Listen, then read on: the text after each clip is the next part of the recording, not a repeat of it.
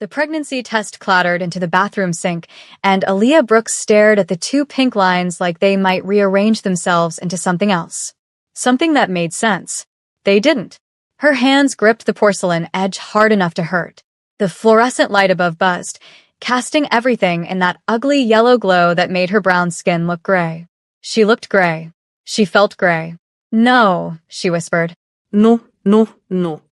But the test didn't care about her protests. Neither did the three others lined up on the counter, all showing the same result. She'd bought different brands, like that would somehow change biology. It didn't. Aaliyah pressed her palms against her eyes, but that only made the memory sharper. New York. 6 weeks ago. The hotel bar with its dim lighting and expensive whiskey she couldn't afford. The man in the corner booth who'd watched her with eyes so dark they looked black. The mask she'd worn to that stupid Halloween charity gala her culinary school friend had dragged her to. She remembered his hands, his voice, the way he'd said her name exactly once, like he was memorizing it. She didn't remember his face. Not clearly. The mask had covered half of it, and the alcohol had blurred the rest. Stupid, she said to her reflection. So stupid. Her phone buzzed on the counter. Marcus. Her little brother's name flashed across the screen with a text asking if she was still coming to his basketball game on Friday. Friday. 2 days away. She was supposed to act normal. Supposed to keep working night shifts at the bakery, keep paying rent on this shoebox apartment in Chicago's South Side, keep pretending her life was going somewhere. Now she was pregnant by a stranger whose name she didn't know. Aaliyah grabbed the tests, shoved them in the trash, then pulled them out again. What if she needed them? For what? Proof? She laughed, and it came out bitter and sharp. The knock on her apartment door made her freeze. Nobody knocked on her door at 11 p.m. on a Tuesday. Nobody knew where she lived except Marcus, and he was across town at his friend's place. Another knock. Harder this time. Aaliyah's heart kicked into overdrive. She left the tests on the counter and moved through her tiny apartment, bypassing the door to grab her phone first. Her finger hovered over 911. Aaliyah Brooks. The voice came through the door, male and calm. "I need to speak with you." She didn't answer. "I know you're there. I can't hear your breathing." Her breath caught. How did he know her name? "I'm not here to hurt you," the voice continued. "But we need to talk. Now. Go away or I'm calling the police," she said, hating how her voice shook. Silence. Then, "The police can't help you with this." Something in his tone made her skin prickle. Not a threat exactly. A fact. She looked through the peephole. A man stood in the hallway, tall and dressed in all black. He wasn't looking at the door. He was looking directly at the peephole, like he knew exactly where her eye was. Aaliyah jerked back. 5 minutes, he said. That's all I'm asking. I don't know you. You do. You just don't remember. A pause. New York. 6 weeks ago. The Meridian Hotel. Her blood went cold. You wore a gold mask, he continued, voice dropping lower. I wore black. You ordered whiskey neat and said you didn't usually drink brown liquor. Oh God. You told me your name was Riley, she whispered. Elite. Her hand was shaking so badly, she almost dropped the phone. How did you find me? I'll explain. Let me in. Are you insane? I'm not letting a stranger into my apartment at 11 at night. I'm not a stranger. I'm the father of your child. The world tilted. Aaliyah grabbed the door frame to steady herself. That's impossible, she managed. There's no way you could know that. You took 4 pregnancy tests tonight. You bought them at 3 different pharmacies over the last 2 days. You've been nauseous every morning for a week. You're 8 days late. She couldn't breathe. You've been following me. I've been keeping you safe. That's not safe. That's stalking. Aaliyah. The way he said her name made her stomach flip. Low and careful, like she was something fragile. I understand you're scared. But there are people who know about you now. People who will use you to get to me. If you don't let me in, I can't protect you. Protect me from what? From the consequences of knowing me. Wait. He's been stalking her for 3 months. Face screaming in fear. Quick question. Would you open that door? Door. Fire equals run girl run. Skull equals she's cooked. Eyes equals I'm so hooked. Where are you watching from? Drop your city. Globe showing Europe, Africa. Like, if you're already stressed plus drop part 2 below if you need answers. Don't forget to subscribe for more stories like this every day. Her hands were sweating. This was insane. She should call the police. She should scream. She should do literally anything except what she was about to do. She unlocked the door. He was taller than she remembered. Broader. He moved into her apartment like he owned it, taking in everything with a sweep of those dark eyes. Up close, without the mask, she could see his face clearly. Sharp jawline. Korean features. Hair pushed back and immaculate despite the late hour. He wore a black suit that probably cost more than her entire year's rent. "You're him," she said quietly. "From New York. My name is Kong Jamin." He turned to face her fully. "And you need to sit down." "I'm fine standing." His expression didn't change, but something flickered in his eyes. "Suit yourself." Aaliyah crossed her arms, trying to look braver than she felt.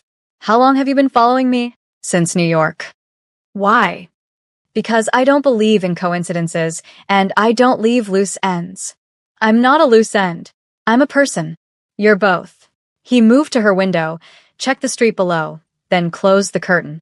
"You're also carrying something that belongs to me." Her hand went instinctively to her stomach. "This isn't a thing, and it doesn't belong to anyone." Poor choice of words. He didn't sound apologetic. "But the fact remains that you're pregnant with my child, which makes you a target." "A target for what?" "For anyone who wants leverage against me." She laughed, but it came out shaky. "I don't even know you. Why would anyone care about me?" Jamin turned from the window. In the dim light of her apartment, he looked dangerous. Not in an obvious way. In a controlled, coiled way. Like violence was an option he kept in his back pocket. "Because I'm not a good man, Aaliyah. And the world I live in doesn't forgive weakness." "Then leave. I won't tell anyone. I'll handle this myself." No. "Excuse me?" I said no. He said it like that settled everything. "You're not handling this alone. You're coming with me." "Like hell I am." "This isn't a negotiation."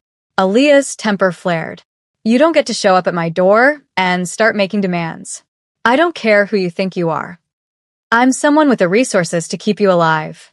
His voice stayed level, which somehow made it worse. "And someone with enough enemies to ensure you won't be alive long if you stay here." "You're being dramatic." "Am I?" He pulled out his phone, tapped something, and held it out to her. "This is from 3 hours ago." The screen showed a photo. Her apartment building. Someone had circled her window in red. Her mouth went dry. "That was sent to 6 different people," Jamin said quietly. "All of whom would very much like to hurt me. The easiest way to do that is through you." "I didn't ask for this." "Neither did I." He pocketed the phone. "But here we are." Aaliyah sank onto her couch. Her legs wouldn't hold her anymore. "This can't be happening." "It is." Who are you? "Really?" He was quiet for a long moment. Then, "Someone you should have stayed away from." "That's not an answer." "It's the only one you're getting tonight." He glanced at his watch. "Pack a bag. Essentials only. We're leaving in 10 minutes.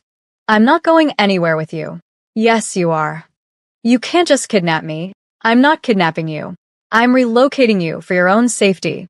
"That's literally the same thing." Semantics. He moved toward her bedroom. "I'll help you pack." "Get out of my room." He stopped, looked back at her. "Aaliyah, I'm trying to be reasonable, but there are 3 men watching this building right now, and at least one of them has a rifle. We don't have time for you to process this." Her blood turned to ice. "You're lying." "I wish I was." Something in his face made her believe him. Maybe it was the complete lack of emotion. Maybe it was the way he kept checking the windows like he expected them to shatter any second. "What about my brother?" she asked. "What about my job?" "Your brother is safe. I have people watching him." "Your job," he shrugged. "I'll handle it." "You can't just handle my life." "Watch me." The anger came then, hot and sharp. "You don't own me. You don't get to make these choices." "I'm not making choices. I'm dealing with reality." He stepped closer, and she refused to back up. "You can hate me later. Right now, you need to trust me." "I don't trust you at all." "Smart." His mouth almost smiled, but irrelevant. They stared at each other. Aaliyah's heart was pounding so hard she could hear it in her ears. "If I go with you," she said slowly, "I'm not agreeing to anything else. This is temporary. Until you figure out your mess." Agreed. "And I want to talk to Marcus. I want to know he's really safe. You can call him from the car. I want to see him." "Not yet. Too dangerous." "Then I'm not going." Jamin's jaw tightened. "You're very stubborn. You're very controlling. It's kept me alive this long. Maybe you should try being less of a target." That got a real reaction. His eyes narrowed. "If it were that simple, I would." Aaliyah stood up, moved past him to her bedroom. 5 minutes. That's all you're getting. 10 is safer. 5. She threw clothes into a duffel bag, without thinking. Jeans. Shirts. Underwear. Her toothbrush. The photo of her and Marcus from last Christmas. Her hands were shaking the whole time. This was insane. She was leaving her apartment with a man she didn't know because he said people were watching her. She should stay. She should call the police. She should do anything except this. But that photo on his phone kept flashing in her mind. Her window circled in red. Jamin appeared in her doorway. "Time. I'm coming." He took the bag from her without asking. "There's a car downstairs. Black sedan. Get in the back seat and don't look at anyone. What if someone stops me?" "They won't." He said it with complete certainty. "I'll be right behind you." The hallway was empty when they stepped out. Aaliyah's neighbor's door was cracked open like usual, but no one looked out. Everything felt wrong. Too quiet. Too still. The elevator ride down felt like it took forever. Jamin stood slightly in front of her, his body angled like a shield. She noticed the bulge under his jacket for the first time. A gun. He was carrying a gun. "You're armed," she said. "Yes." "Is that legal?" "Rarely." The elevator dinged. Ground floor. The doors opened, and Jamin moved first, scanning the lobby before gesturing for her to follow. The black sedan was idling right outside. A man in a dark suit stood by the rear door, his eyes hidden behind sunglasses. At night. Because apparently that was normal in whatever world Jamin lived in. "Ma'am," the man said, opening the door. Aaliyah got in. The leather was soft and smelled expensive. Jamin slid in beside her, and the car was moving before his door even closed. "Where are we going?" she asked. "Somewhere safe." "That's vague." "It's intentional." She stared out the window, watching her neighborhood disappear. The bakery where she worked night shifts. The corner store where she bought groceries. The park where Marcus played basketball. All of it slipping away like it belonged to someone else's life. "I need to call my brother," she said. Jamin handed her a phone. Not hers. A new one, sleek and black. "It's secure," he said. "Use that from now on." "What's wrong with my phone?" "Everything." He took her old phone from her jacket pocket before she could protest. "This one's clean. Untraceable." "You're really paranoid, aren't you?" "I'm really alive." She dialed Marcus's number from memory. He picked up on the third ring, groggy. "Who's this?" "It's me." "Laya? Why are you calling from a weird number?" "It's almost midnight." "I know." Sorry. "I just wanted to check on you." I've fine. Sleeping. Or I was. He yawned. "You okay? You sound weird." I've fine. "Just wanted to hear your voice." "You're being creepy." Despite everything, she smiled. "Love you too, Marcus." Yeah. Love you. Go to sleep." He hung up. Aaliyah held the phone, feeling the weight of the lie she'd just told. She wasn't fine. Nothing was fine. "He's safe," Jamin said. "I have 2 people on him at all times. He won't even notice them. If anything happens to him, it won't." "You can't promise that." "I can." He looked at her directly. "Your brother is the only leverage anyone has against you, which means keeping him safe keeps you compliant." That's a horrible thing to say. It's an honest thing to say. The car drove for another 20 minutes. The buildings got taller, nicer. They crossed into a part of Chicago Aaliyah had only seen from bus windows. The kind of neighborhood where doormen wore uniforms and every car cost more than a house. They pulled into an underground garage. The driver, who hadn't said a single word, parked in a spot marked private. 2 more men in suits were waiting. This is excessive, Aaliyah muttered. This is Tuesday.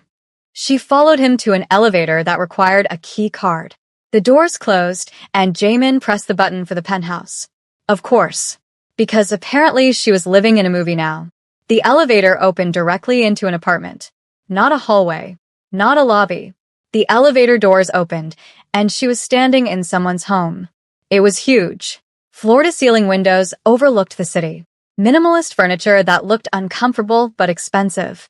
Everything in shades of black, white, and gray. Guest room is down the hall, Jamin said. Second door on the left. There's clothes in the closet that should fit. You already have clothes for me? I'm Fero. You're creepy. Effective. He set her bag down. Kitchen is through there. Help yourself to anything. Don't go on the balcony. Don't answer the door. Don't leave without telling me. So, I'm a prisoner. You're protected. Same thing. Not even close. He loosened his tie, and for the first time since he'd shown up at her door, he looked tired. I know this isn't what you wanted, but you're here now. Try to get some sleep. I'm not tired. You will be. He headed toward what she assumed was his bedroom. There's a lock on your door if it makes you feel better. Use it. He disappeared before she could respond. Aaliyah stood in the middle of this sterile, expensive apartment and felt more alone than she had in years. She thought about running, finding the stairs, getting out of this building and disappearing. But that photo flashed in her mind again. Her window circled in red. She went to the guest room, closed the door, locked it. Then she sat on the edge of the bed and finally let herself cry. The morning came with nausea. Aaliyah barely made it to the attached bathroom before she was throwing up what little she'd eaten yesterday. When she finally stopped, she rinsed her mouth and caught sight of herself in the mirror. She looked like hell. Puffy eyes. Hair a mess. Still wearing yesterday's clothes. Someone knocked on the bedroom door. Go away, she called. There's ginger tea outside the door. Jamin's voice came through. It'll help with the nausea. She didn't respond. I'm not asking you to let me in. I'm just telling you it's there. His footsteps retreated. Aaliyah waited 5 minutes before cracking the door open. A cup of tea sat on a small tray, still steaming. She took it back inside, locked the door again, and sipped it slowly. It did help. She hated that it helped. She showered. Changed into clothes from the closet, jeans and a sweater that fit perfectly, because of course they did. Then she forced herself to leave the room. The apartment was quiet. Sunlight streamed through those massive windows. Chicago spread out below like a postcard. She found the kitchen and discovered someone had left breakfast on the counter. Toast. Fruit. More tea. You should eat. She jumped. Jamin was sitting at a dining table she had noticed, laptop open, dressed in a fresh suit. He looked like he'd been up for hours. Do you ever sleep? She asked. Not much. She took the plate and sat at the opposite end of the table. Where's everyone else? Your security team? Around. That's specific. That's the point. He closed the laptop. How are you feeling? Like my life exploded. Fair. They sat in silence while she picked at the food. It was good. Fresh. Someone had made this specifically for her. Who cooks? She asked. Ido. That surprised her. You cook? My mother insisted I learn.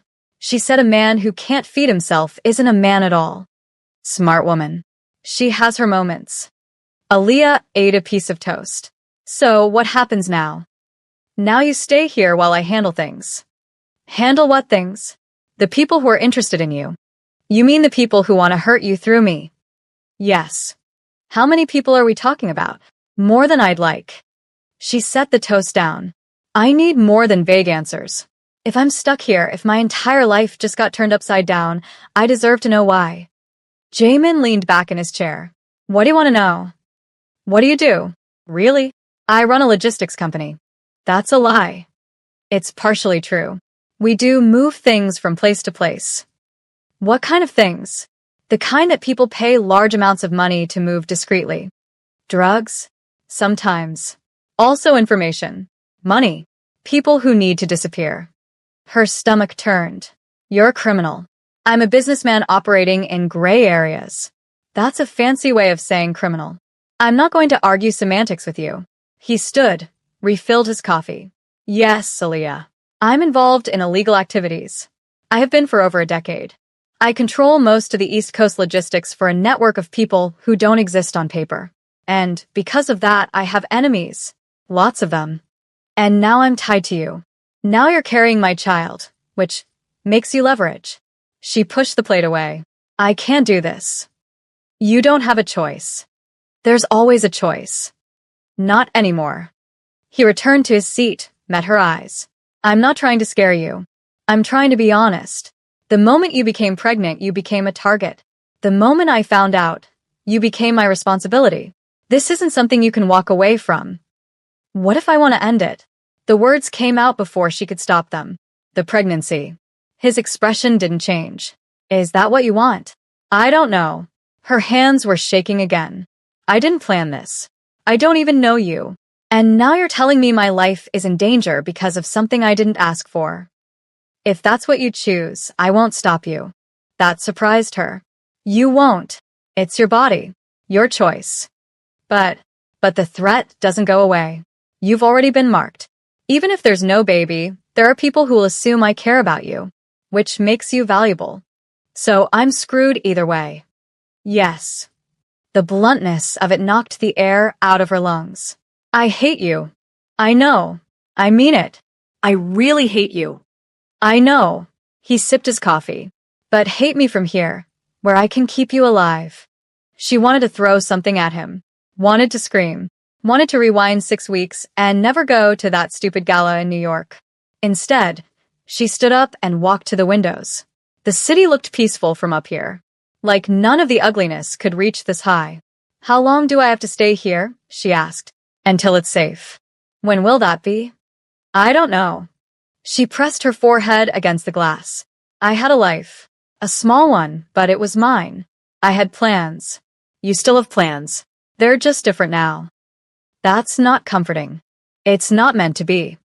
The days blurred together. Aaliyah stayed in the penthouse because she didn't have another choice. Jamin came and went at odd hours, always with guards, always tense. She tried to establish some kind of routine. Reading, cooking when she could stomach it, staring out the windows and pretending she wasn't trapped. On the 4th night, she woke to voices. Low and urgent. Coming from somewhere in the apartment. She cracked her bedroom door open. Light spilled from Jamin's office down the hall. More than an inconvenience, a woman's voice said. Sharp and elegant. This is a liability. I'm aware. Jamin's voice, colder than Aaliyah had heard it. Are you? Because from where I'm standing, you've compromised everything we built for a woman you barely know. Serena? Don't. Footsteps. The woman was pacing. You brought her here. To your home. Do you understand what that signals to everyone? To me. This isn't about you. Everything you do is about me. We're partners, Jay. Or have you forgotten? I haven't forgotten anything. Then explain to me why you're risking our entire operation for this girl. Silence. Heavy and loaded. She's carrying my child. Jamin said finally. So you've said. And if I'm being honest, I don't believe it's worth the complication. Aaliyah's breath caught. What are you suggesting? Jamin's voice went very quiet. I'm suggesting you consider your priorities. The syndicate meeting is in 2 weeks. The Choi family is already questioning your judgment. If they sense weakness. They won't. They already do. Paper shuffling. This woman, this pregnancy, it makes you vulnerable. And vulnerability in our world is death. I can handle it. Can you? Because right now it looks like you're choosing her over everything we've built. I'm choosing to handle my responsibilities. Your responsibility is to the network, not to some pregnant girl you knocked up at a hotel. Aaliyah flinched. Watch your tone. Jamin's voice could have cut glass. Or what? Serena laughed, bitter and sharp. You'll replace me? Please. You need me, Jay. You've always needed me.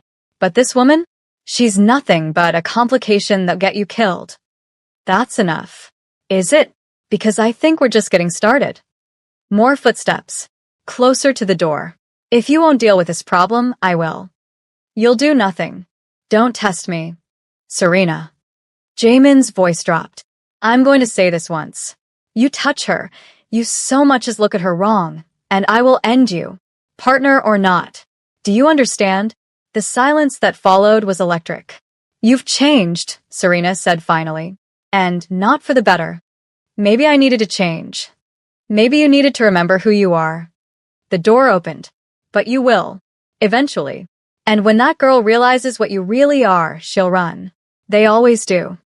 Heels clicked down the hallway. Aaliyah barely had time to close her door before Serena walked past. She caught a glimpse through the crack. Tall, elegant, beautiful in a dangerous way. Then she was gone. Aaliyah pressed her back against the door, heart racing. She just heard someone threaten her life. Casually. Like it was a business decision. She needed to get out of here. But where could she go? The next morning, Jamin was gone before she woke up. She found a note on the kitchen counter in sharp, precise handwriting. Don't leave the apartment. I'll be back tonight. She crumpled it. One of the guards, she'd learned his name was Chun, brought her lunch. He was young, maybe mid-20s, and he looked uncomfortable. Everything okay, ma'am? He asked. Does it look okay? No, ma'am. At least he was honest. Can I ask you something? Depends on the question. How long have you worked for him? 3 years. Is he always like this? Like what? Controlling. Cold. Terrifying. Chun almost smiled. He's worse when he cares about something. That's supposed to make me feel better? It's supposed to help you understand. He set the tray down.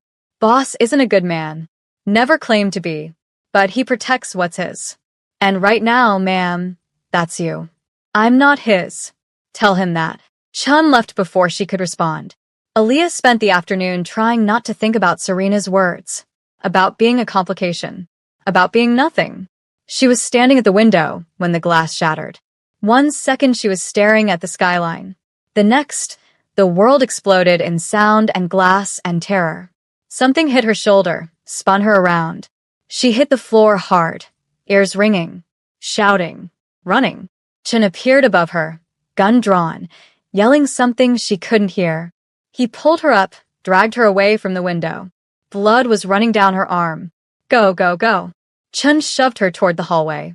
Panic room, end of the hall, blue door, code is 1107 move.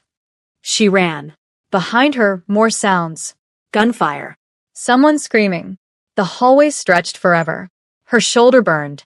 The blue door appeared, and she punched in the code with shaking, bloody fingers. The door opened. She fell inside. It was small, reinforced. A single light overhead. There was a phone on the wall, nothing else. She grabbed it. Dialed the only number she could remember. Jamin answered on the first ring. Aaliyah? Someone shot at me. Her voice cracked. The window. There was shooting. Chun said to come here. Are you in the panic room? Yes. Are you hurt? I don't know. My shoulder. There's blood. Listen to me. His voice cut through the panic. Lock the door. Don't open it for anyone except me. I'm 10 minutes out. Jay. 10 minutes. I promise. The line went dead. Aaliyah slid down the wall, clutching her shoulder. The blood was warm and sticky. She couldn't tell if it was from the glass or something worse. Time stopped making sense. Could have been 10 minutes. Could have been an hour. Then someone was pounding on the door. Aaliyah. It's me. Jamin. She opened the door, and he was there, suit jacket gone, gun in hand, eyes wild. He took one look at her shoulder and swore in Korean. Let me see. It's fine. Let me see. She let him peel her sweater back. The cut was long but shallow. Glass, not a bullet. You're lucky, he said quietly. I don't feel lucky. He pulled her into the hallway. Bodies were on the floor. Chun was alive, sitting against the wall, bleeding from his leg. 2 other men she didn't recognize were dead. Don't look, Jamin said. But she already had. Who were they? She asked. People who should have known better. They went to a different apartment. Same building, different floor. This one was smaller, darker. Jamin sat her on the couch and brought a first aid kit. This will hurt, he said, cleaning the cut. Everything hurts. I know. He worked efficiently, taping gauze over the wound. You should rest. I want answers. Not now. Yes, now. She grabbed his wrist. Someone just tried to kill me. I deserve to know who and why. He stared at her hand on his wrist, then met her eyes. You really want to know? Yes. Fine. He stood, poured himself whiskey from a decanter on the bar, drank it in one go. That was a message. From a family who thinks I've gotten soft.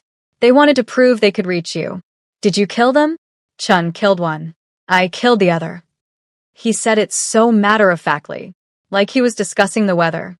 How many people have you killed? She asked. You don't want that answer. How many?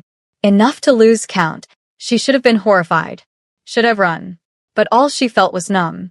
Your shoulder, Jamin said, pouring another drink. Does it hurt badly? It's fine. Aaliyah. I said it's fine. She stood up and the room tilted. He caught her before she fell. You're in shock, he said quietly. Let me help you. I don't want your help. I want my life back. I can't give you that. Then what can you give me? He looked at her for a long moment. The truth. All of it. If that's what you really want. Ido. Then sit down. Because this is going to take a while. And he told her everything. About the network. The territories. The money. The bodies. About Serena and their partnership that had started in blood and might end the same way. About the families who wanted him dead and the allies who'd turn on him the moment he showed weakness. And the baby. Aaliyah said when he finished. Where does that fit? It makes you valuable in ways I can't fully protect against. He refilled his glass, didn't drink it. In my world, family is currency. A child, especially my child, represents a future. Legacy. That makes you and this baby worth more than money to the right people. So they'll keep coming. Yes. And you think you can stop them? I think I can try. She laughed, and it sounded broken. That's not very reassuring. I'm not in the business of reassurance. I'm in the business of survival. Is that all this is? Survival. He looked at her then, really looked at her, and something shifted in his expression. No. It's more than that. But I don't have the words for what it is yet. Try. You're carrying my child. That makes you mine to protect.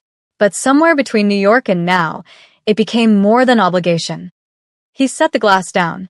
And that's the most dangerous thing of all. Why? Because obligation I understand. This, he gestured between them. This makes me vulnerable. And vulnerability kills. Then maybe you should let me go. I can't. Why not? Because I don't want to. The honesty in his voice made her chest tight. I hate this, she whispered. I know. I hate you. I know that too. But I don't think I can leave. Good. He moved closer, careful not to touch her injured shoulder. Because I wasn't going to let you anyway. The next week passed in a strange kind of tension. Jamin was more present, more careful.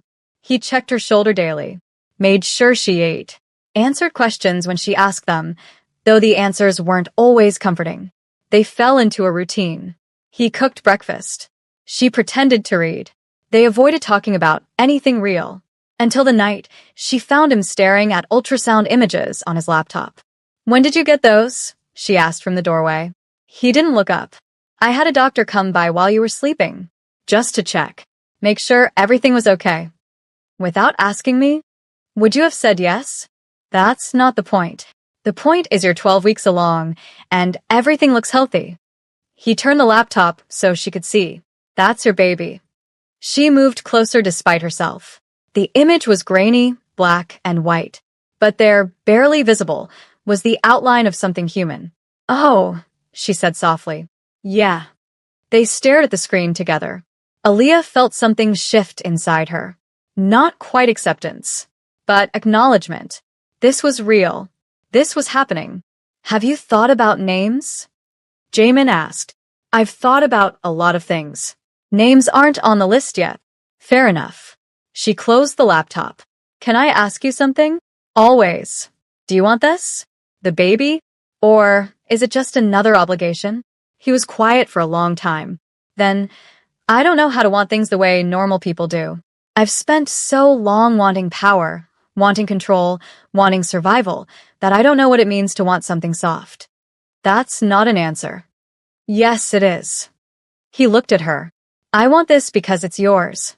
Because it's mine. Because it's proof that I'm capable of creating something that isn't destruction. That's terrifying. Welcome to my world. But despite the fear, despite everything, Aaliyah found herself softening toward him. Not forgiving, not accepting, but understanding, maybe, that he was as trapped as she was, just in a different cage. 2 days before the syndicate meeting, everything fell apart. Aaliyah woke to shouting. Jamin's voice, sharp and angry, coming from the living room. She grabbed a robe and went to investigate. He was on the phone, pacing like a caged animal. When he saw her, his expression went dark. I'll call you back.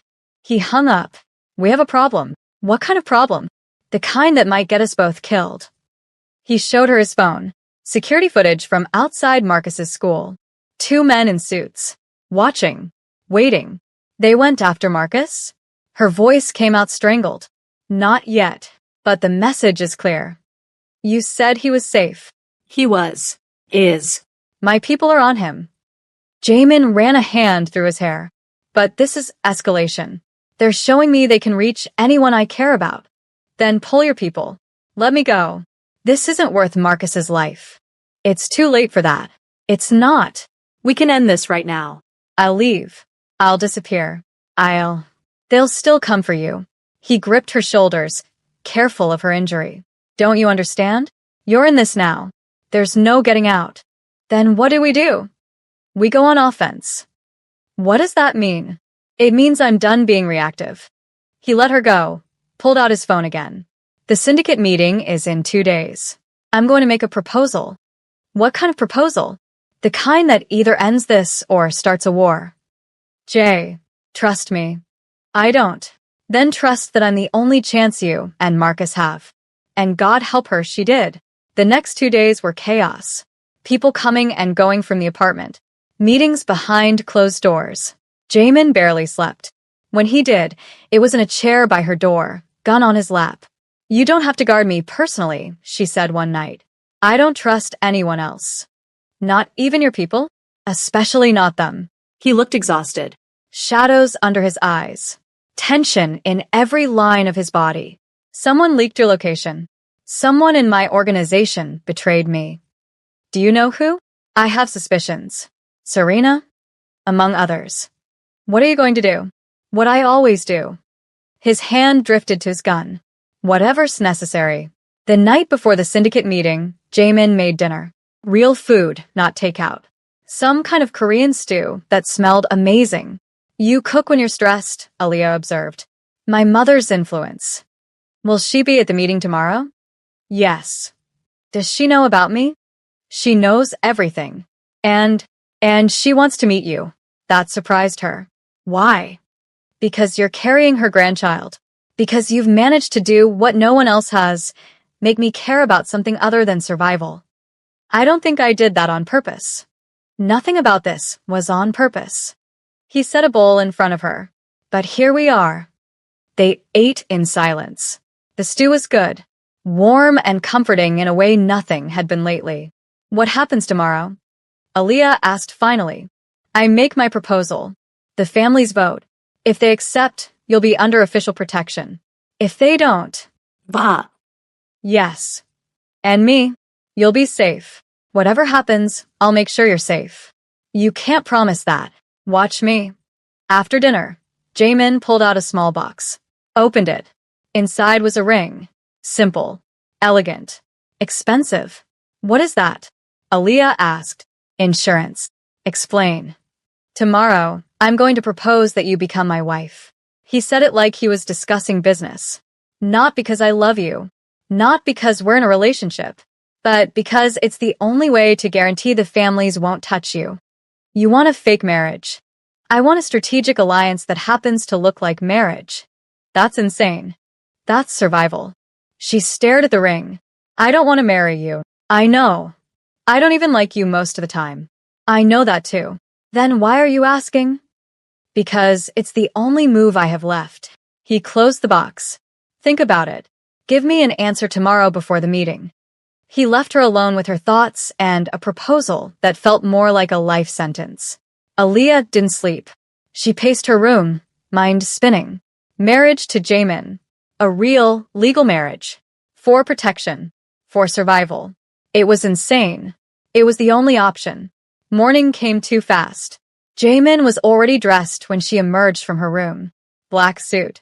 Perfect hair. Every inch the dangerous man he was. Have you decided? He asked. If I say yes, what does it mean? It means you're officially untouchable. My wife. Mother of my child. Protected by every family in the network. And if I say no, we fight and hope we win. She thought about Marcus, about her brother playing basketball and going to college, and living a life that didn't involve men, with guns watching from the shadows. Yes, she said. I'll do it. Something flickered across Jaemin's face. Relief, maybe. Or regret. Good. He handed her a dress bag. Wear this. We leave in an hour. The dress was beautiful. Black. Elegant. Not quite a wedding dress, but not casual either. It fit perfectly, because of course it did. When she emerged, Jaemin was waiting. He looked at her for a long moment. You look, he stopped. Ready. I'm not. Good instinct. He offered his arm. Try to look less terrified. I'll work on it. The car ride felt like going to an execution. Chin drove. 2 more cars followed. Everyone armed. Everyone tense. They pulled up to a hotel. Not the front entrance. The service entrance. Through kitchens and back hallways until they reached a private elevator. Where are we going? Aaliyah asked. The real meeting happens underground. Of course it did. The elevator went down. And down. And down. When it opened, they were in something that looked like a bunker. Concrete walls. Heavy doors. Men with automatic weapons. This is insane, she whispered. This is Tuesday. They walked down a long corridor, through more security, until they reached a room with a large table surrounded by people who all looked dangerous in different ways. And at the head of the table sat a woman who could only be Madame Kong, Jaemin's mother. She was beautiful, older, elegant, with eyes that missed nothing. She looked at Aaliyah the way someone might examine a painting, appreciating the artistry while deciding its value. So, she said in perfect English, this is her. Mother, Jaemin said. This is Aaliyah Brooks. The baker who captured my son's attention. Madame Kong smiled, but it didn't reach her eyes. How unexpected. I didn't capture anything, Aaliyah said before she could stop herself. Bold. The older woman's smile widened. I like that. Jaemin guided Aaliyah to seats. She recognized Serena across the table, looking immaculate and furious. Others she didn't know. Old men, younger men, a few women, all watching her like she was the main course. Shall we begin? Madame Kong said. The meeting was conducted half in English, half in Korean. Jaemin translated when necessary. They discussed territories, money, shipments. All of it coded but clear enough. Then Jaemin stood. I have a proposal. Everyone went quiet. As you all know, there have been complications lately. He glanced at Aaliyah. Miss Brooks is carrying my child. That makes her a target. It also makes her valuable. We're aware, an old man said. The question is what you plan to do about it. I plan to marry her. Murmurs around the table. Marriage won't protect her, Serena said. It'll only make the target bigger. Official marriage under network protection will. Jaemin's voice stayed level. I'm requesting formal recognition. That any threat against my wife or child be considered a threat against me and, by extension, this organization. That's a significant request, another man said. I'm aware. And in return? Madame Kong asked. Loyalty. Complete transparency on the East Coast operations. And expansion into the Midwest markets I've been developing. The room erupted in discussion. Aaliyah sat frozen, listening to people debate her life like it was a business transaction. Because that's exactly what it was. I have concerns, Serena said, standing. Jaemin's judgment has been compromised. This woman is a weakness we can't afford. This woman has a name. Aaliyah snapped. Everyone looked at her. Jaemin's hand found hers under the table, squeezed once. A warning. You're right, Serena said smoothly. Aaliyah. Tell me, do you understand what you're getting into? No. But I'm here anyway. Brave. Or stupid. Maybe both. That got a few laughs. Even Madame Kang's mouth twitched. I like her, the old woman said. She has spine. Spine won't stop a bullet, Serena countered. No. But Jamin will. Madame Khan looked at her son. If he's willing to stake his reputation on this, I support it. Mother, Serena started. Enough. The word cut like a knife. All in favor of granting protection and recognition? Hands went up. Not all of them, but enough. It's decided. Madame Kong stood. Miss Brooks, you have the network's protection. Effective immediately. Congratulations. Aaliyah felt like she might throw up. The meeting dissolved into smaller conversations. Jamin pulled her aside. You did well, he said quietly. I feel like I just sold my soul. You just saved your life. Same thing, isn't it? He didn't argue. They were preparing to leave when someone grabbed Aaliyah's arm. She turned to find Serena, beautiful and cold. A word, the woman said. Jamin moved to intercede, but Aaliyah shook her head. It's fine. They stepped into a corner. Serena's grip was iron. You think you've won, she said softly. But this isn't over. I never thought it was. Good. Then you're not completely naive. Serena leaned closer. That baby you're carrying? It's not a blessing. It's a death sentence. For you and everyone you love. Is that a threat? It's a fact. Serena released her arm. Jamin is mine. He's always been mine. You're just a distraction. And when he's done with you, I'll still be here. Then why are you so scared? That hit. Serena's eyes flashed. I'm not scared. I'm practical. And practically speaking, you won't survive this world. The only question is how long it takes you to realize it. She walked away before Aaliyah could respond. The car ride back was silent. Jamin kept glancing at her, but she stared out the window. What did she say to you? He finally asked. Nothing I didn't already know. Aaliyah. I'm tired. Can we just go home? Home. The word felt wrong, but she didn't correct it. That night, Aaliyah woke to cramping. Sharp and sudden. She sat up, gasping. Blood. There was blood. Jamin, she screamed. He was there in seconds, gun drawn, eyes wild.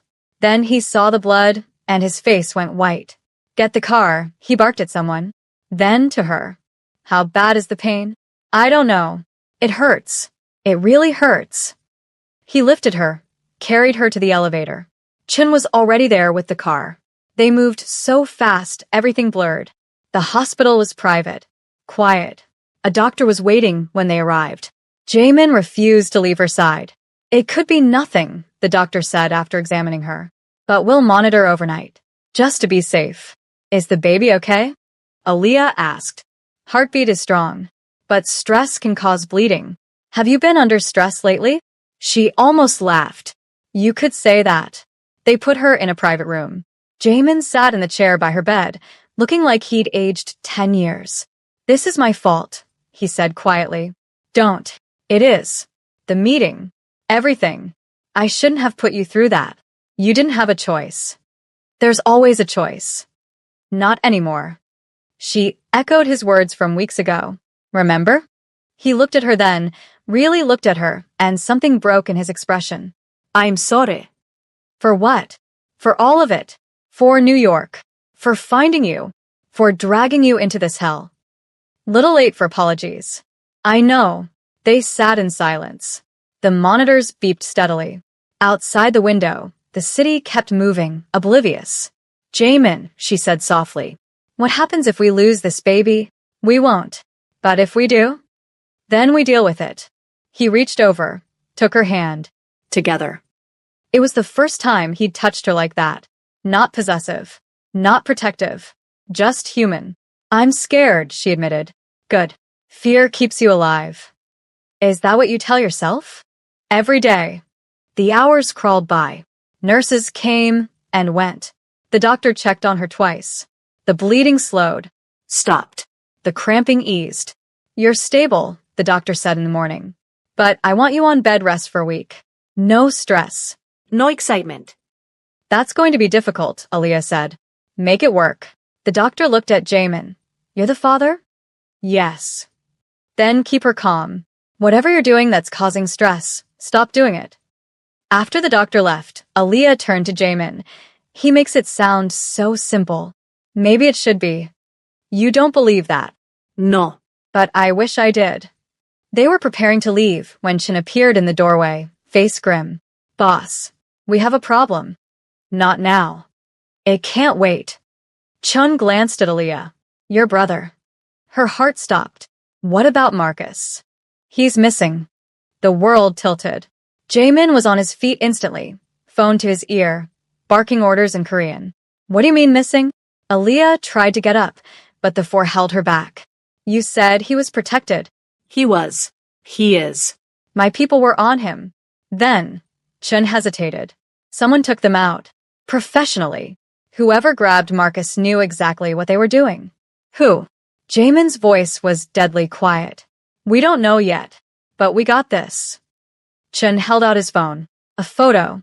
Marcus tied to a chair. Alive. Terrified.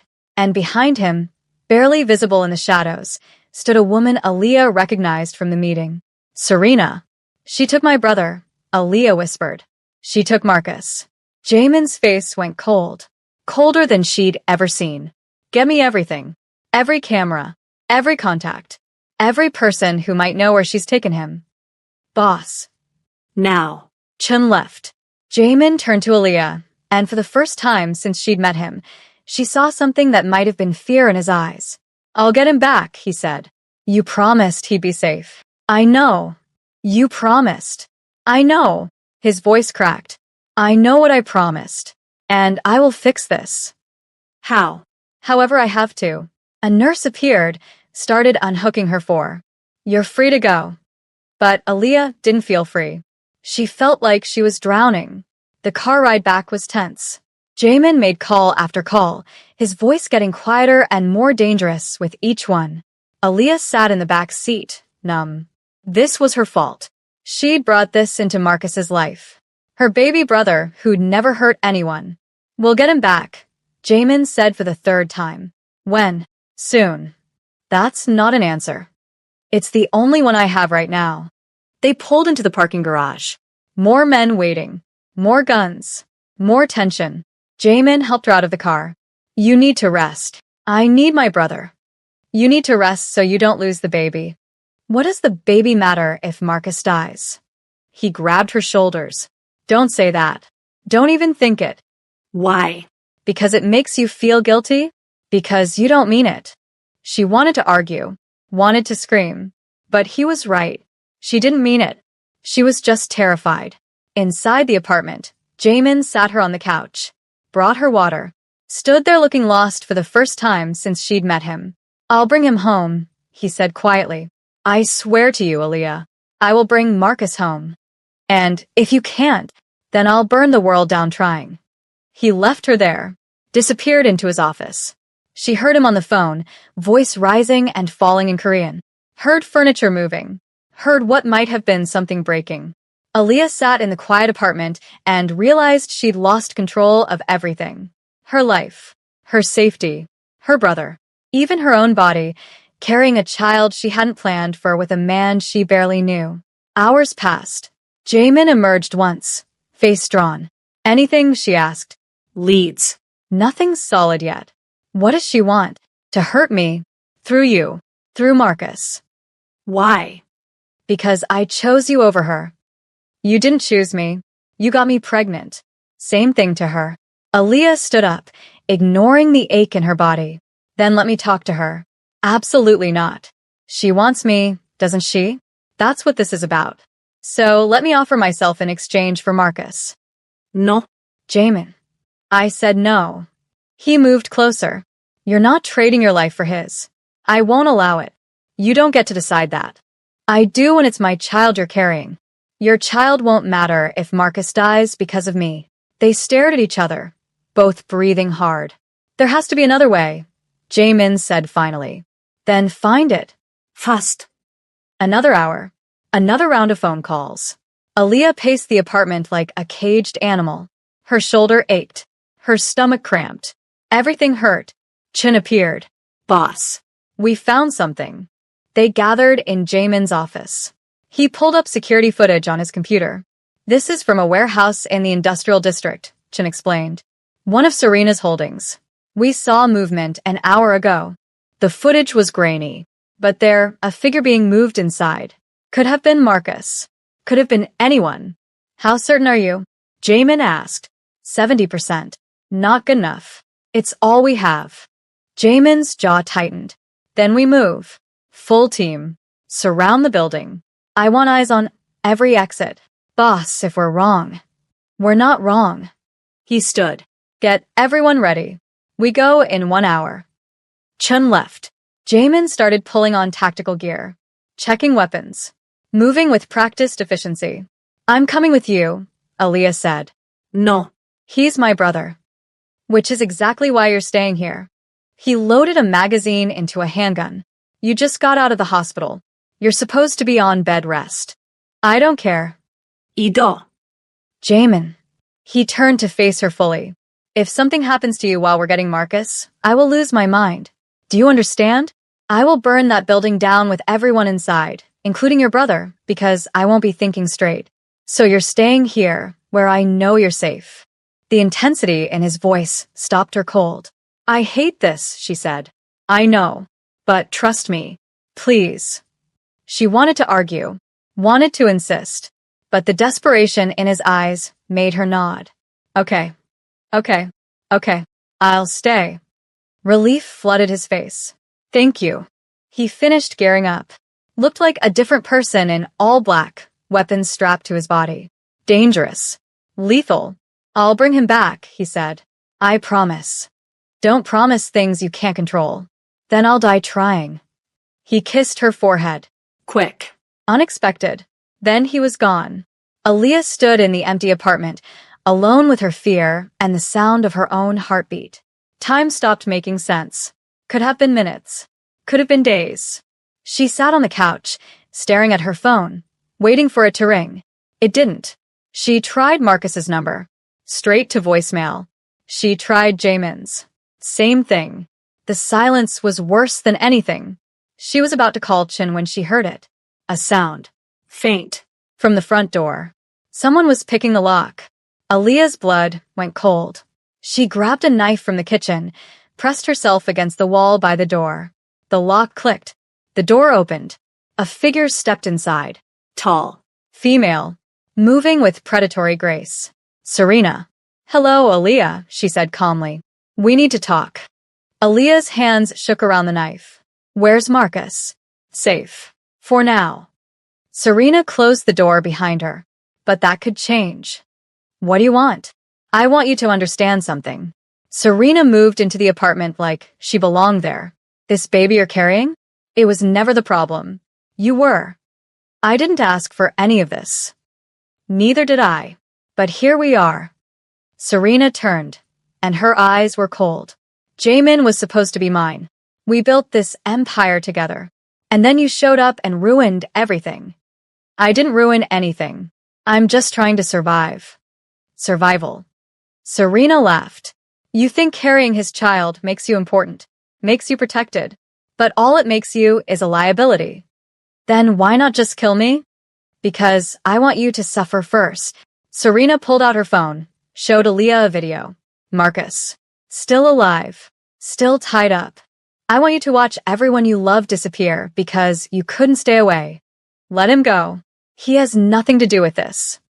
Neither did you. But that didn't stop Jamin from dragging you in, did it? Aaliyah's grip tightened on the knife. You're insane. I'm practical. Serena pocketed her phone. Here's what's going to happen. You're going to disappear. Tonight. Leave the city. Leave Jamin. Pretend you were never pregnant. I can't do that. You can. And you will. Because if you don't, Marcus dies. And then I'll find every person you've ever cared about and make them disappear too. Jamin will kill you. Jamin is busy right now, chasing ghosts in an empty warehouse. Serena smiled. I sent him on a wild goose chase. By the time he realizes, you and I will be long gone. Panic clawed at Aaliyah's throat. Where are we going? Somewhere quiet. Somewhere we can have a conversation about your future. Serena gestured to the door. Now move. No. Sorry? I said no. Aaliyah raised the knife. I'm not going anywhere with you. Serena looked amused. You think that kitchen knife scares me?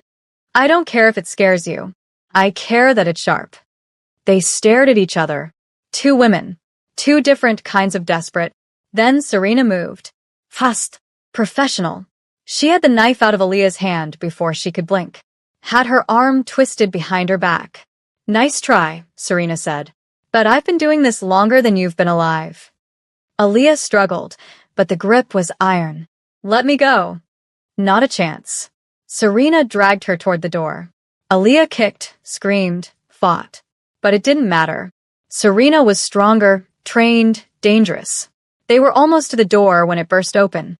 Jamin stood there, gun drawn, eyes wild. Let her go, he said quietly. Serena stopped, smiled. Welcome back. How was the empty warehouse? I said let her go. Or what? You'll shoot me? With Aaliyah right here? Jamin's gun didn't waver. Try me. For a long moment, nobody moved. Then Serena laughed. You would, wouldn't you? Risk hitting her just to get to me.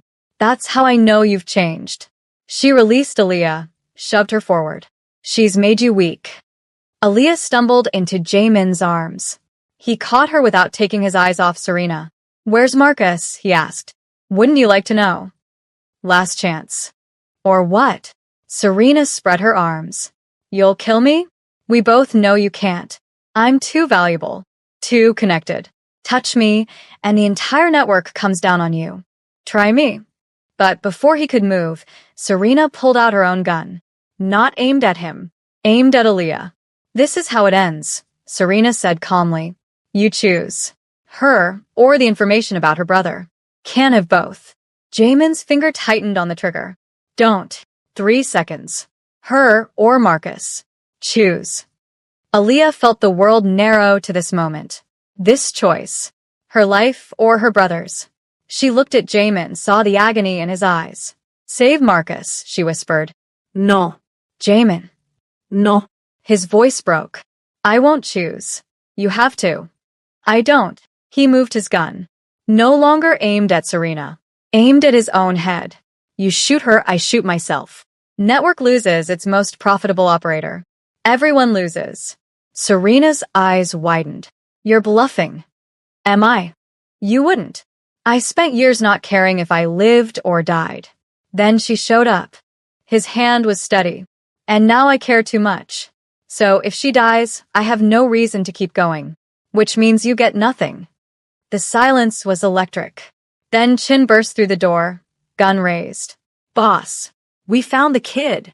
He stopped, taking in the scene. What the hell? Where? Jamin didn't move. Where's Marcus? Different warehouse. South side. He's alive. Roughed up but alive. Aaliyah's legs nearly gave out. Stand down, Jamin said to Serena.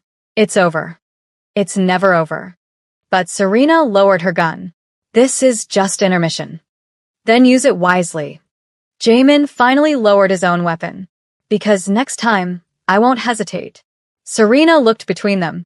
Something shifted in her expression. Not defeat. Strategy. Enjoy your victory, she said softly. While it lasts. She walked out. Just like that. Disappeared into the night like a ghost. Jamin pulled Aaliyah close. Are you hurt? Al fine. Is Marcus really? Chen's bringing him here now. He's safe. She started crying then. Relief and fear and exhaustion all crashing down at once.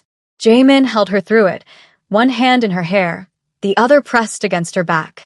I thought I'd lost you both, he said quietly. You almost did. I know. They stood there, wrapped around each other, until Chin cleared his throat. Car's 5 minutes out with the kid. I'll bring him straight up.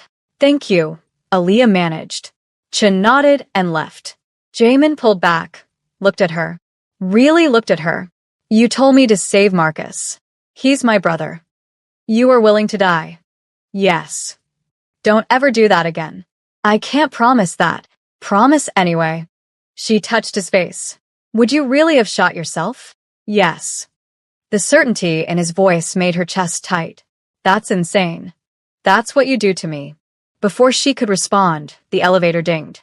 Aaliyah turned, and then Marcus was there, bruised, scared, but alive, and she was running to him. Laya. He grabbed her, held on tight. I'm sorry, I'm so sorry, they just… Sure. It's okay. You're safe now. Those people, they said. Don't think about it. You're safe. She held her brother and felt Jamin's eyes on them. When she looked up, his expression was unreadable, but his gun was still in his hand. And that's when Aaliyah realized the real truth. This wasn't over. It would never be over. Not as long as she was tied to Jamin. Not as long as she carried his child. Serena's words echoed in her mind. This is just intermission. They'd won today. Barely. But tomorrow? Next week? Next month? She didn't know. And that not knowing was the most terrifying thing of all. Later that night, after Marcus fell asleep in the guest room, after the adrenaline faded and reality set in, Aaliyah found Jamin on the balcony. He was staring at the city, smoking a cigarette. I didn't know you smoked, she said. I don't. Usually. He took another drag. Bad habit from college. She leaned against the railing beside him. Thank you for getting Marcus back. I almost didn't, but you did. This time. They were quiet. The city glittered below them, beautiful and oblivious. What happens now? She asked. Now we prepare. For what? The war. He stubbed out the cigarette. Serena won't stop. Neither will the others. They see weakness now. Blood in the water. Can you win? I don't know. He looked at her. But I'll die trying. You keep saying that, because it's true. She turned to face him fully. You were really going to shoot yourself? Yes.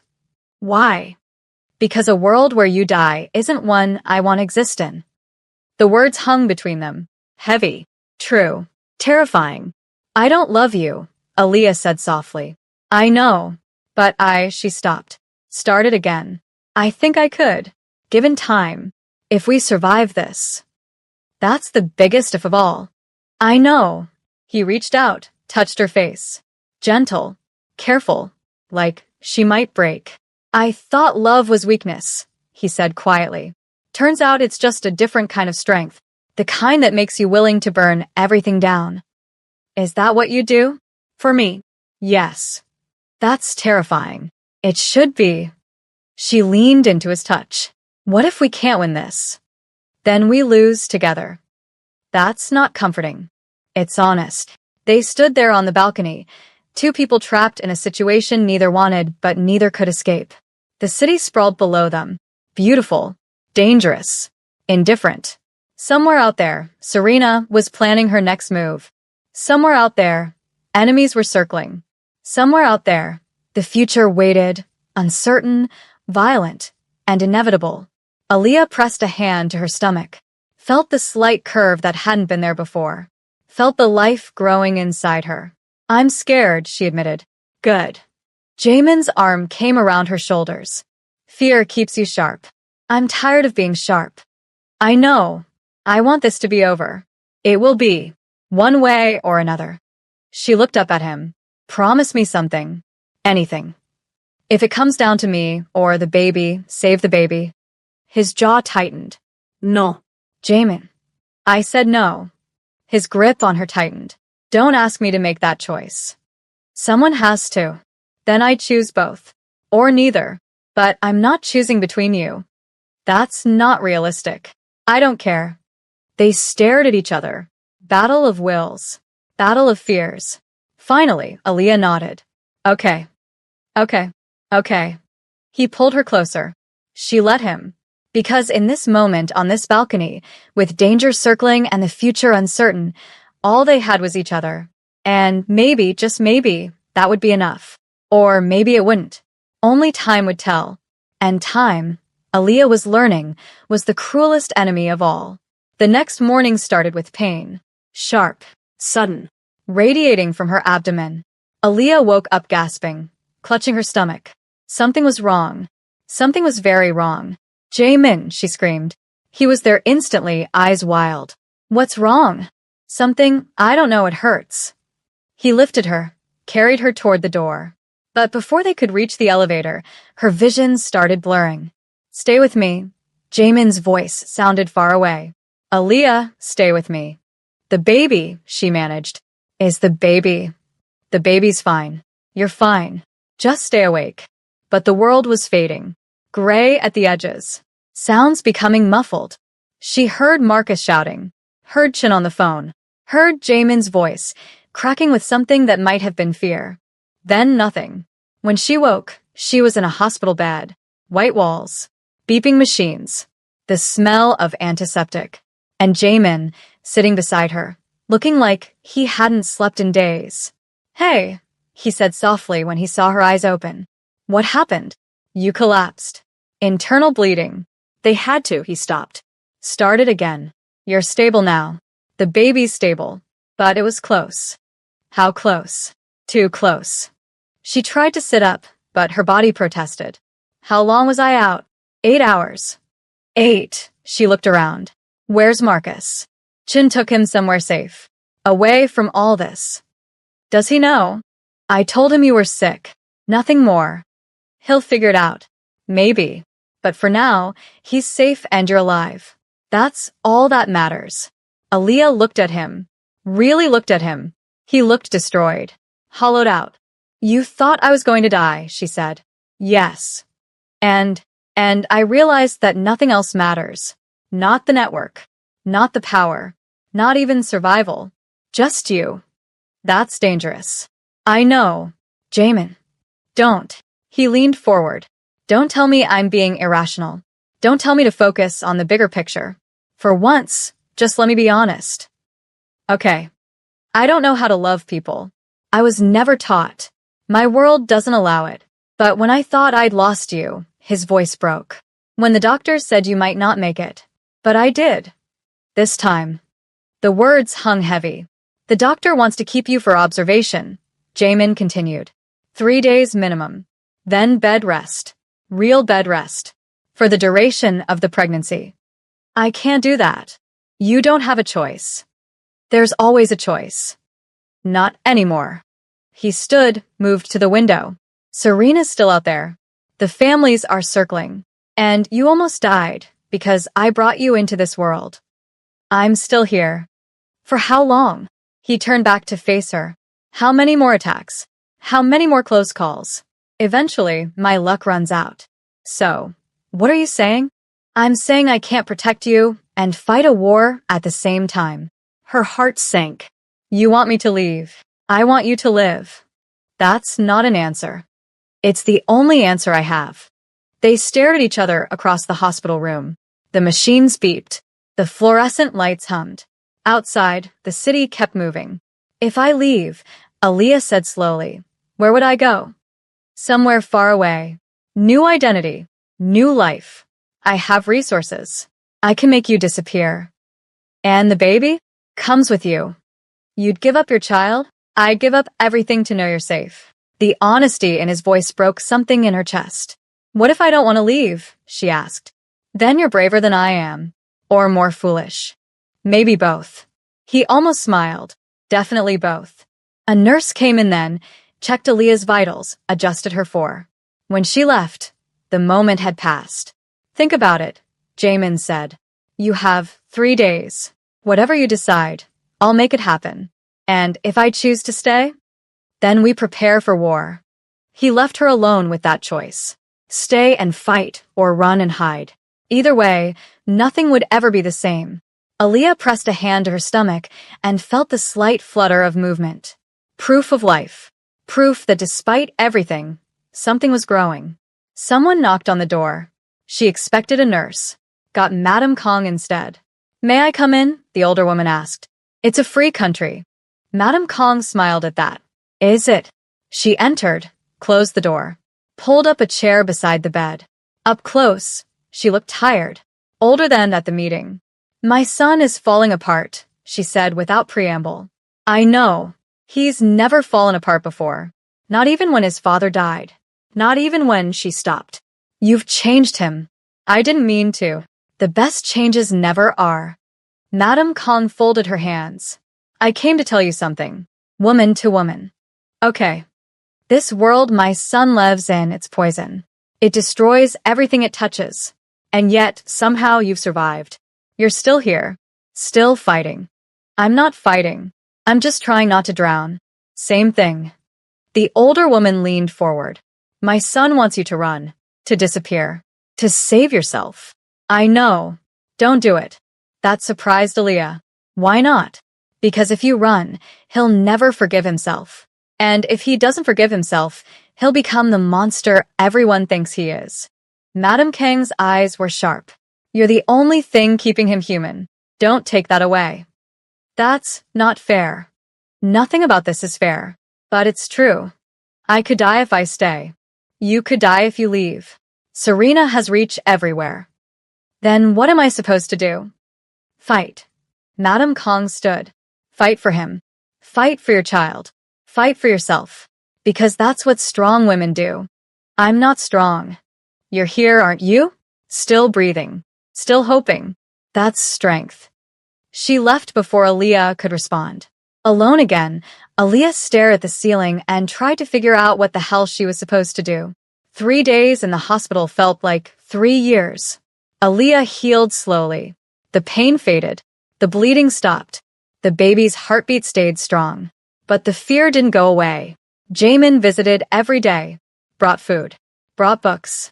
Sat in silence when she didn't want to talk. On the 3rd day, the doctor cleared her to leave. Bed rest, he emphasized. Absolute. No stress. No excitement.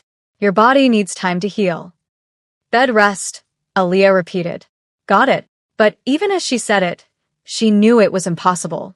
Her life was stress. Her life was danger. Bed rest wasn't an option in Jamin's world. Chun drove them back to the penthouse. Marcus was waiting, looking worried and guilty. You okay? He asked, hugging her carefully. I fine. You don't look fine. Thanks. You know what I mean. He pulled back. Laya, what's going on? Really? She glanced at Jamin. He gave the slightest nod. I'm pregnant, she told Marcus. And it's complicated. How complicated? Very. Marcus looked between them. Is he pointed at Jamin. Is he the father? Yes. Her brother's expression went through several stages. Confusion. Anger. Resignation. Okay, he said finally. Okay, we'll figure it out. We. You're my sister. Your problems are my problems. He looked at Jamin, but if anything happens to her, it won't, Jamin said quietly. It better not. That night, after Marcus went to bed, Aaliyah found Jamin in his office. He was staring at his computer screen, but she didn't think he was seeing it. I've made my decision, she said. He looked up. And I'm stay. Something flickered across his face. Relief? Fear? Both. You're sure? No. But I'm doing it anyway. He stood, moved around the desk. Why? Because running won't save me. Because my brother needs stability. Because, she stopped. Because I'm tired of being afraid. Staying doesn't make you less afraid. No. But it makes me brave. He studied her. You understand what this means? The danger. The constant threat. I understand. And you're willing to risk it? I'm willing to fight. That got a real reaction. His expression softened. You're insane. Yeah. I'm learning that's a requirement in your world. He pulled her close, careful of her still healing body. If you stay, I need you to trust me. Completely. That's asking a lot. I know, but I'll try. He pressed his forehead to hers. That's all I can ask. They stood there, holding each other, knowing that the worst was still to come. Because Serena was still out there. Because the families were still circling. Because war was inevitable. But for this moment, they had each other. And maybe, just maybe, that would be enough. The call came at 3 a.m. Aaliyah woke to Jamin's phone ringing. His voice low and urgent. Korean words she didn't understand. When he hung up, his face was pale. What? She asked. Serena made her move. What kind of move? The kind that changes everything. He got dressed quickly. All black. All tactical. Every movement precise. Where are you going? Aaliyah asked. To end this. How? However I have to. He kissed her. Quick. Desperate. Like it might be the last time. If I don't come back. Don't say that. If I don't come back, Chin knows what to do. He'll get you and Marcus somewhere safe. Jamin. I love you. The words came out rushed, unpracticed, like he'd never said them before. I know you don't feel the same, but I need you to know. You can't just say that and leave. Watch me. He was gone before she could stop him. Aaliyah sat in the dark apartment, heart racing. She wanted to follow, wanted to help, but she was supposed to stay in bed, supposed to rest, supposed to be safe. But safety felt like a lie. Hours passed. No call, no text, nothing. At dawn, Chin appeared in her doorway. Ma'am, he said quietly. Is he Alive. barely? Her heart stopped. What happened? Serena had a trap waiting. Boss walked right into it. Chen's jaw tightened. He got out. But the cost. What cost? He killed Serena. In front of the entire syndicate. Broke every rule we have. Is that bad? That's war. Chen's phone buzzed. He looked at it, and his face went white. What? Aaliyah demanded. The families. They've issued an order. What kind of order? Chun looked at her. Execution. For Jamin, effective immediately. The world tilted. They can't. They already did. Where is he now? On his way here. To get you. To get Marcus. To run. Run where? Anywhere that's not here. Aaliyah's mind raced. How long do we have? Minutes. Maybe less. She was moving before she finished thinking. Threw clothes in a bag. Woke Marcus. Ignored his questions. We're leaving, she said. Right now. Don't argue. By the time Jamin burst through the door, they were ready. He looked like hell. Blood on his shirt. Cut on his face. Eyes haunted. We have to go, he said. Now. I know. They moved as one. Down the elevator. Through the garage. Into a car that was already running. Chen drove. Fast. Reckless. Through streets that were just waking up. Where are we going? Marcus asked from the back seat. Away, Jamin said. For how long? I don't know. Aaliyah watched the city disappear through the rear window. Everything she'd built. Everything she'd known. Slipping away. Did you really kill her? She asked quietly. Yes. Why? Because she was going to kill you. And I couldn't let that happen. Even if it meant your own death. Especially then. She reached over, took his hand. It was sticky with blood. But she held it anyway. We'll figure this out, she said. Maybe. Definitely. He looked at her. When did you become an optimist? When I didn't have another choice. The car kept moving.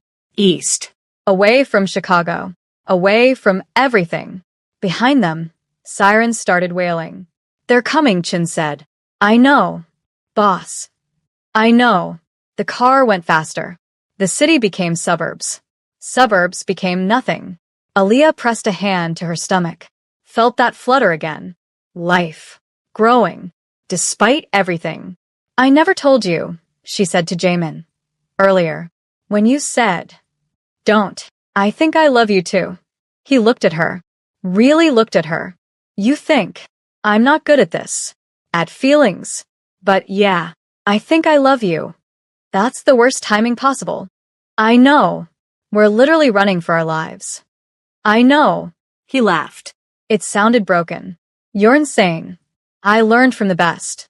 The sirens got louder. Chen swore. They're gaining, he said. How many? 3 cars. Maybe more. Jamin pulled out his gun. Take the next exit. Head for the industrial area. Boss, that's. Do it. The car swerved. Aaliyah grabbed Marcus, held him close. It's going to be okay, she whispered. You're lying. Yeah. But it sounds good, doesn't it?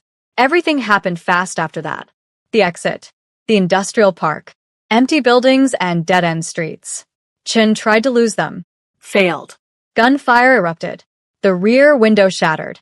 Marcus screamed. Aaliyah pulled him down, covered him with her body. Get them out. Jamin yelled at Chin. Go. I'll hold them off. No. Aaliyah grabbed his arm. You're not staying. I don't have a choice. There's always a choice. Not this time. The car screeched to a stop. Jamin kicked open his door. Chun, get them to the safe house. Now. Boss. That's an order. Jamin looked at Aaliyah one last time. I meant what I said. I love you. Don't you dare. Take care of our baby. And he was gone, running toward the gunfire, toward certain death. Chun dragged Aaliyah and Marcus out of the car, into a different vehicle, moved before she could protest. Through the rear window, she watched Jamin disappear into the smoke and chaos. No, she whispered. No, no, no. But the car kept moving, and Jamin got smaller and smaller until he was gone. 3 days later, Aaliyah sat in a safe house in the middle of nowhere. No phone, no internet, just Chun and Marcus and silence. Any word, she asked for the 100th time. Chun shook his head. Nothing. He's dead. We don't know that. 3 days and no contact. He's dead. Marcus put a hand on her shoulder. Laya. Don't. She pulled away. Just don't. She went to her room, locked the door, pressed a hand to her stomach. Your father's an idiot, she told the baby. A brave, stupid idiot. The baby fluttered in response. Like agreement. She laughed. It came out like a sob. That night, she woke to shouting. Chen's voice. Someone else's. She grabbed the knife from the nightstand, Chen had insisted, and opened the door. A man stood in the living room, covered in blood, swaying on his feet. Jamin. You're alive, she breathed. He looked at her. Barely. Then he collapsed. The next hours were chaos. Chun called a doctor. Someone arrived, no questions asked. Patched Jamin up. Left medication. When he was stable, Aaliyah sat beside his bed. You're an idiot, she said to his unconscious form. I know, he muttered, eyes still closed. You're awake. Unfortunately.